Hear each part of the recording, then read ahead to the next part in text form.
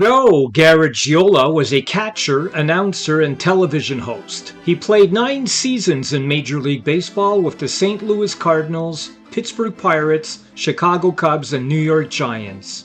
Born in St. Louis, Missouri, Garagiola grew up on Elizabeth Avenue in an area known as The Hill. He lived across the street from Yogi Berra, who was 9 months older than he was. When they were both teenagers in the 40s, most baseball scouts thought Joe was the better prospect, but it didn't quite pan out that way since Yogi went on to have a Hall of Fame career and Joe was mostly used as a backup catcher. Garagiola would later say, "Not only was I not the best catcher in the major leagues, I wasn't even the best catcher on my street."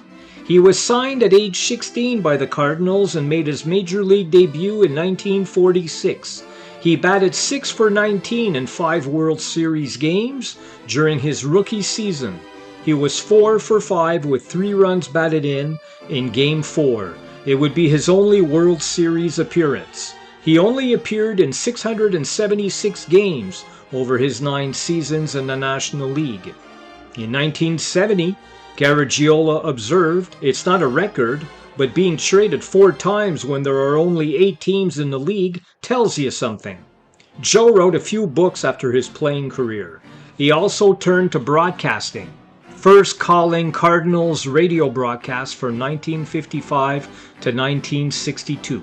He's best known for his almost 30-year association with NBC television. He began doing broadcasts with them in 1961. He worked with the New York Yankees broadcast team and called Mickey Mantle's 500th home run. He had a pregame show on NBC called The Baseball World of Joe Garagiola.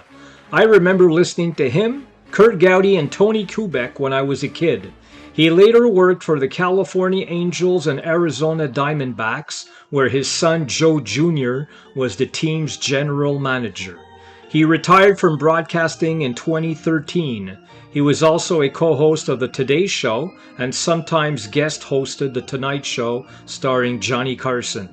He was honored by the Baseball Hall of Fame in 1991 when they gave him the Ford C. Frick Award for outstanding broadcasting accomplishments.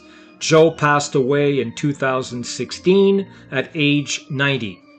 Please subscribe and come again to my channel for more vintage baseball players.